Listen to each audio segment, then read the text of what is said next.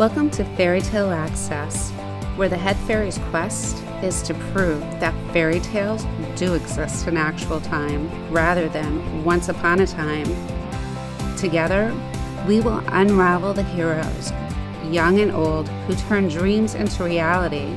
These are the people who still believe in happily ever after. The discoveries will bend even our most cynical non-believers into believing in fairy tales.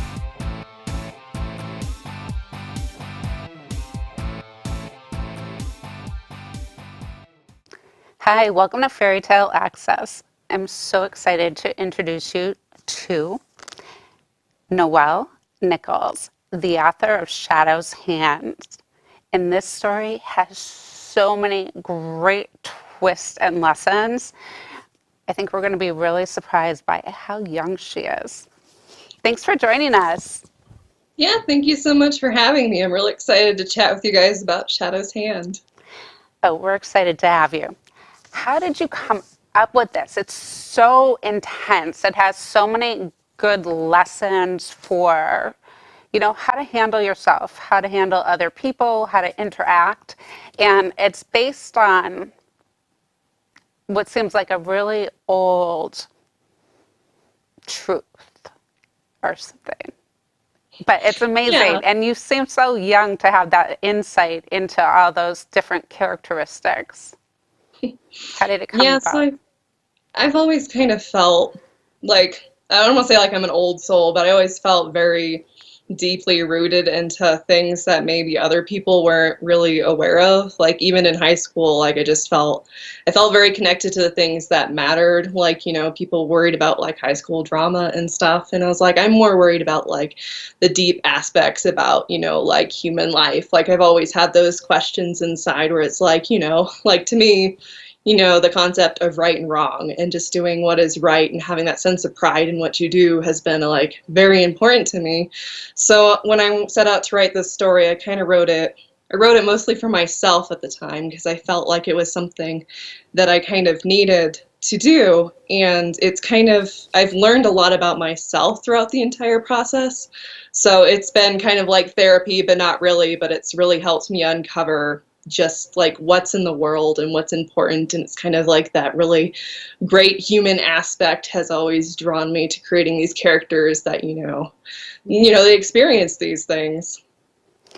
Did you travel, and are you looking at a historical viewpoint when you started this story?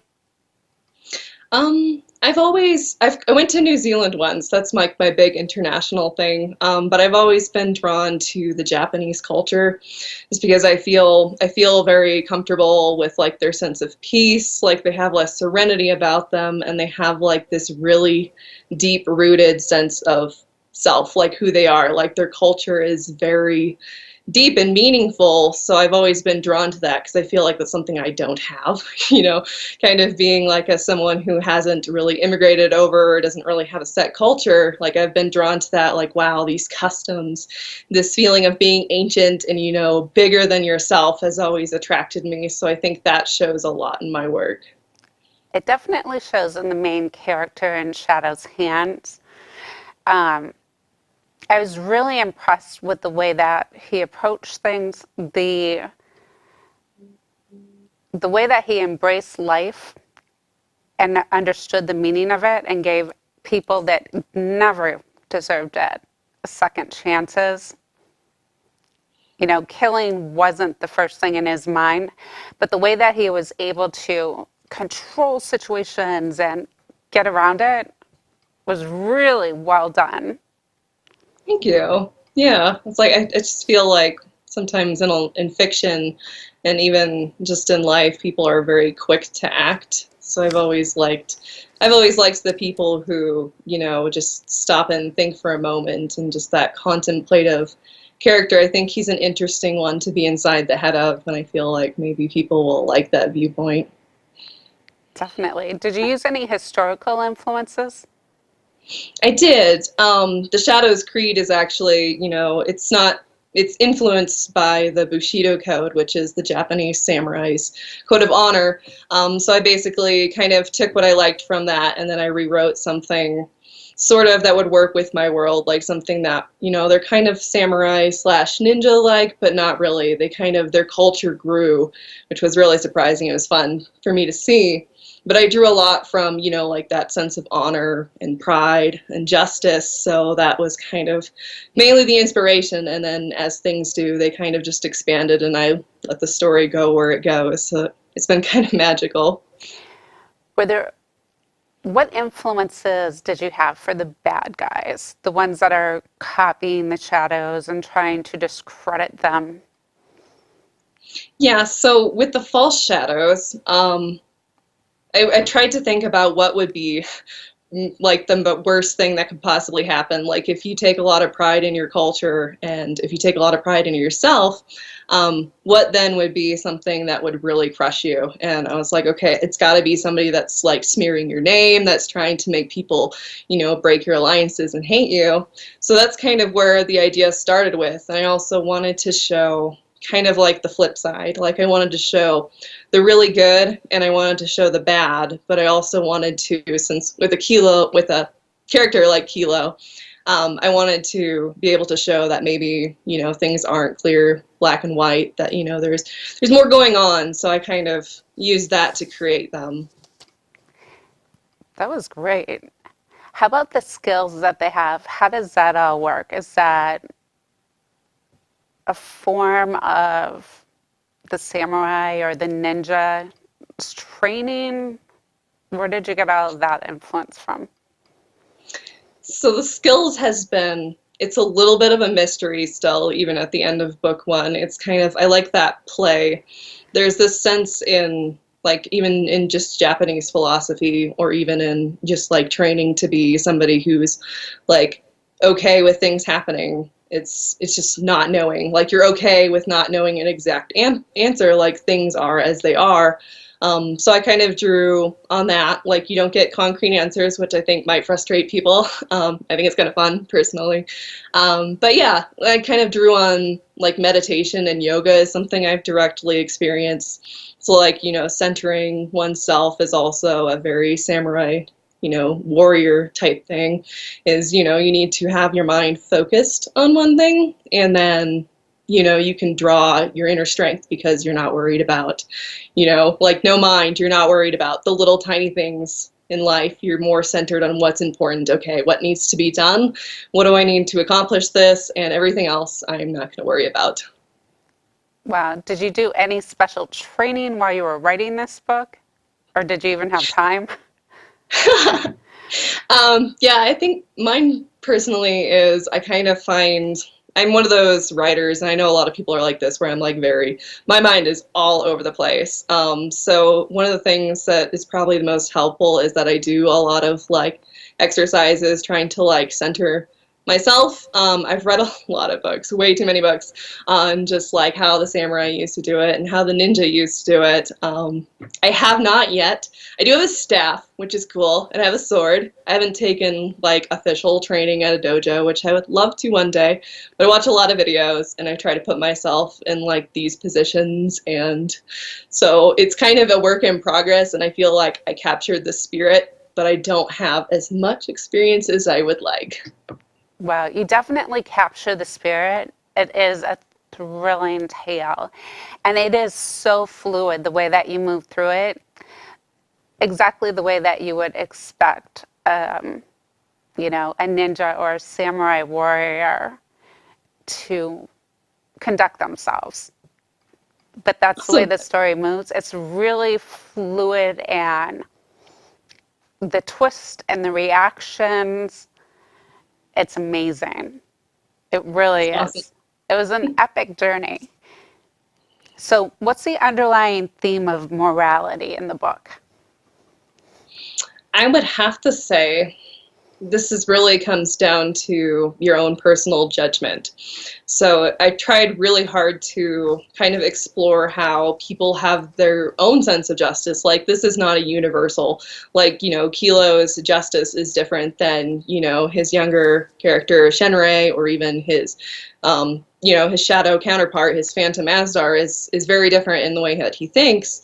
So I really wanted to express that things are not always the same. Like, it's okay that we have different morals and stuff, which is something it's important to me and it's important to these characters because they're really after truth. They're not after, to be right. Like, they're fine not being right. They're fine making mistakes. They just want to find the truth in life and try to stay true to themselves. Which is why I thought you would be so much older. Wow, it was just really good. Is there a particular chapter in the book that you feel most similar to? Or that reflects something that happened to you in life? I would say, like, I know I committed a couple tropes and a couple of sins with fantasy, but there's a particular scene where they're saying goodbye to, like, their friends that was I felt very moved by it myself because, I lost my mom about 5 years ago, and, that was very hard at the time. I was about 20, and so it's like, okay, thinking about what she's not going to experience and then just giving that to the characters to kind of bear that burden. It's like, they're going to be gone, but there's also like a beauty to that because, we appreciate things more when it's not always guaranteed. So there's a chapter in there, I think it's chapter 6, called The Farewell. And it's just this beautiful ceremony of them saying goodbye to friends. It's just it's like recentering the entire people as themselves just because they're gathering around their leader. They're taking the time to have this moment. And that is very personal to me. And it's kind of what I've learned about life is just that, Yeah. it's very precious and those moments are to be celebrated. Definitely. And that comes through a lot. Did your mom get a chance to read the book, or how long did it take to write? No? She saw some of the very, very early drafts. I actually started this back in high school, so that was about 10 years ago. I kind of put it away at the time just because I was weirdly aware that I didn't have the life experience needed to write this deep of a story. So I kind of put it away, just kind of, living my life, thinking about things. And I'm glad I did because it would have been a much different story. But I mean, I know she would have been my biggest fan because this is just like we both were on the same page and she would have just loved it. Oh, that's great. And what other research did you do on, is it the shinobi and samurai cultures? Mm-hmm. Yeah, so it's not true historical. I have to be careful when I tell people it's like, oh, it's a book about samurai. I'm like, well, I mean, they're sort of like samurai and the shinobi, which is, the Japanese word for a ninja. I took pieces of it and I kind of mixed it and I tried to be careful how I manipulated it just because, like, I have a respect for the culture. And, the culture in my world just grew. So I did a lot of scenes. There's one in particular called the sneaky foot, which is basically a shinobi tactic of walking through a forest where you basically, you would walk on the blade of your foot, which is like the side part. You would be walking on that part and rolling to not disturb, like, the undergrowth, so you can sneak up on people. So that to me was just really fun, putting in those little moments. And then I was like, how did samurai go into battle? Like, because, people usually think that death, like we all know about, like samurai ready to die and they kind of, honor death and everything. But, I like, why were they like that? Like, what was their mindset? Like, you have to be prepared for what's going to happen, which I think is fascinating. Like, in anything that you do in life, like, you have to be prepared for all outcomes. So I really liked that. So I tried to spin the cool parts that kind of, reflected in me and just kind of saw where it went. Wow. I'm sure your mom would be really proud of all the things that you found. Was there anything about the series? I mean, how many books are in the series first? Okay, so I have to admit, I'm not a real outline person, so I first thought this was going to be one book. Turns out it's at least 2 books. I'm already started on the 3rd book. I think there might be 4. Not sure if there'll be 5, but it's following the characters. It's not just episodic. We're taking them on this journey. So, like, I'm open to seeing where it goes, but I don't want to stretch it out. So, I don't know. That's great, though. And so the first one took you from high school until when did you really put your mind to finishing it? I would say, so it's been a work in progress for probably about 10 years. I did stop for probably maybe about 5. So probably the last 3 years is when I got super serious about it. That's when I found, or I refound National Novel Writing Month. I'm a huge fan of just getting the words down.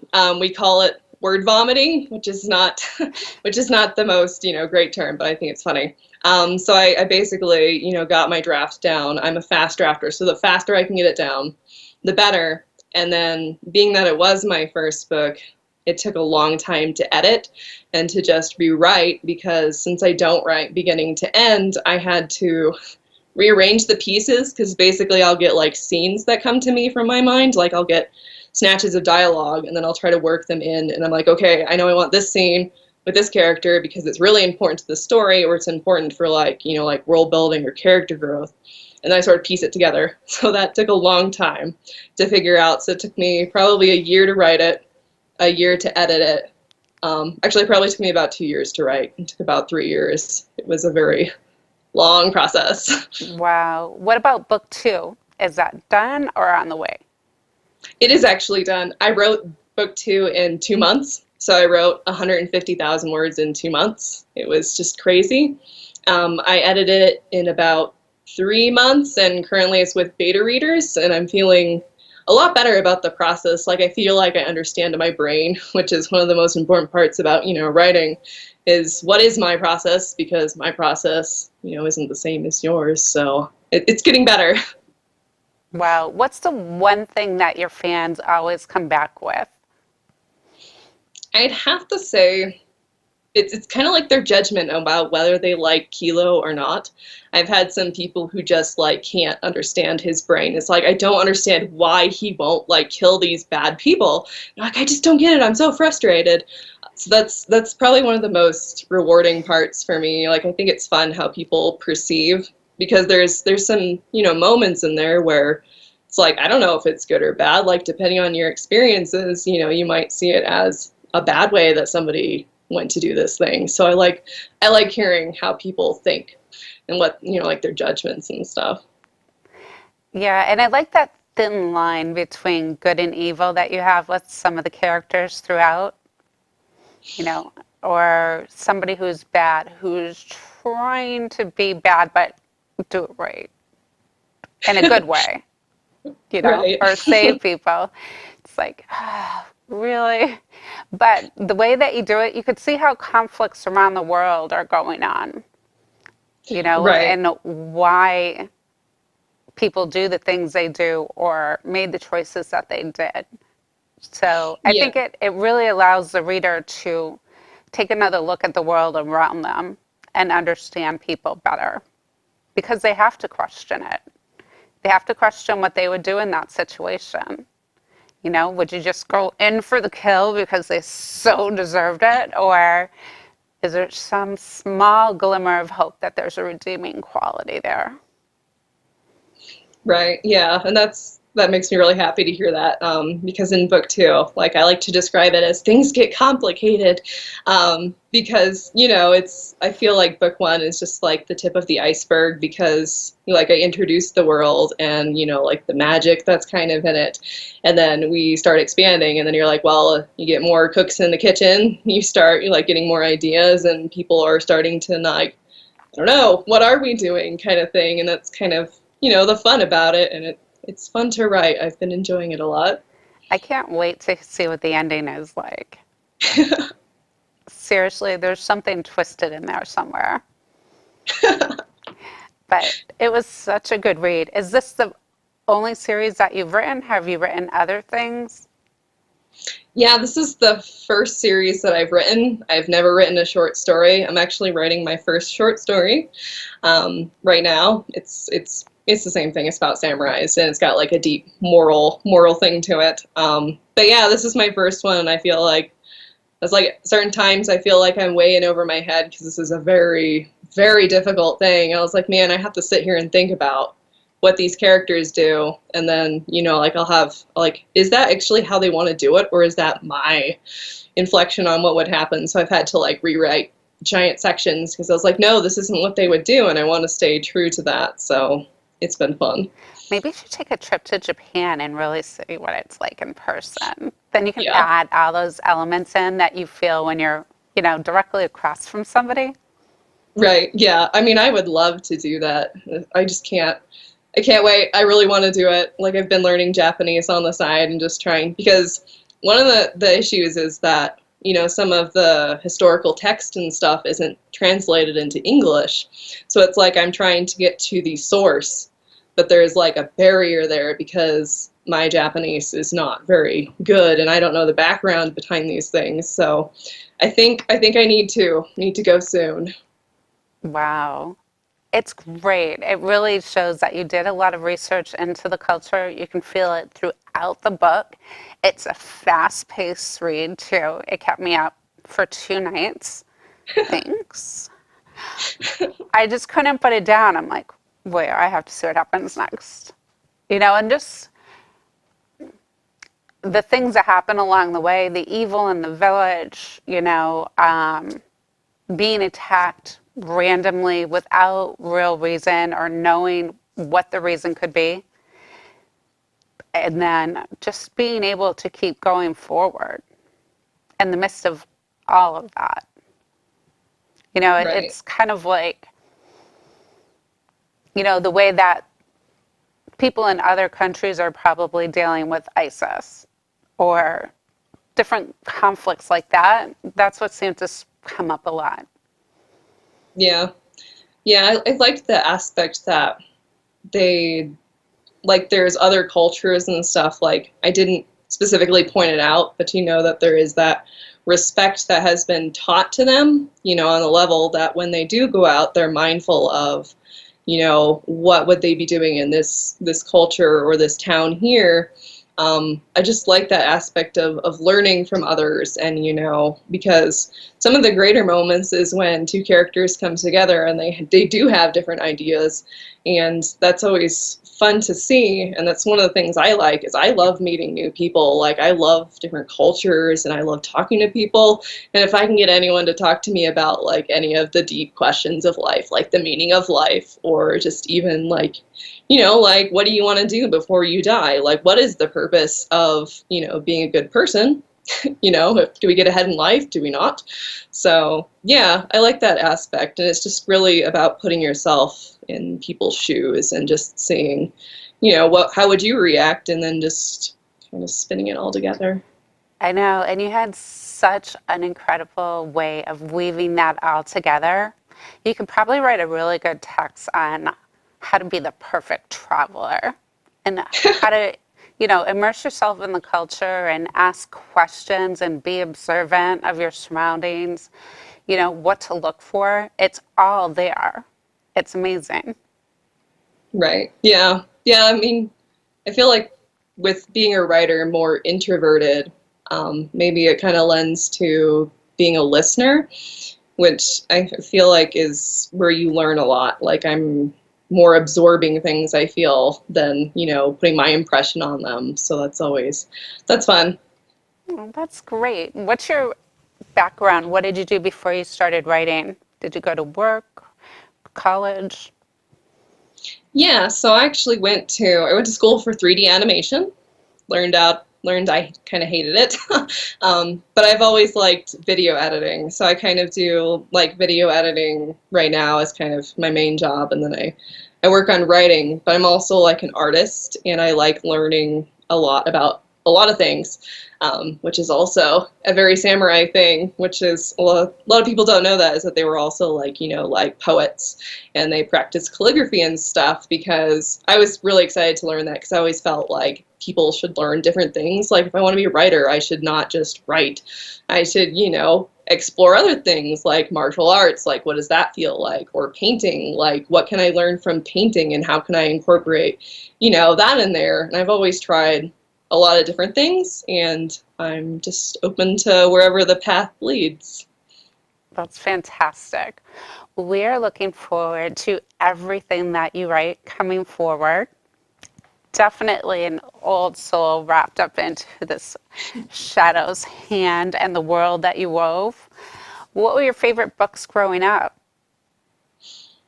So I would have to say Carol Berg and Robin Hobb were probably two of my biggest authors. They're fantasy authors and they wrote in first person, which I feel has kind of, I think it's more in style now than it used to be a bunch of like third person where it was like a narrator telling a story. So I've always liked that they told it in first person. I feel like it's kind of dorky to say, but I feel like reading so many books that were above my age and just, not reading young adult books, I feel that I learned, like, it made me who I was. Like, I learned sympathy and ideals and stuff from the books because, that is an author's, like, truest self is in the words. So, yeah, I read a lot, and I feel like books were my friends growing up, and I really found comfort in just writing and reading. Oh, that's great. I think I felt the same way, which is why I just had to go exploring everywhere. Awesome. I love reading, not so much on the writing, but this was fantastic. Thank you again. Any tips for young people besides reading, exploring, and trying everything possible? Yeah, so my biggest piece of advice I like to give is to not be afraid to make a mistake, because I have made so many along the way, and just that fear of failure really, like, it's mostly about failing as it is to succeeding, because you learn so much about yourself, and just don't lose that faith, that hope that it's gonna, it's gonna work out. So just take it fearlessly and do it. Well, thanks for joining us today by Skype and sharing so much about this wonderful series. It was a pleasure to meet you. Yeah, thank you so much. I'm so glad that you had me on. Me too. And if you guys want a really good series to read, this is it. You'll learn a lot. Until next time, keep asking questions.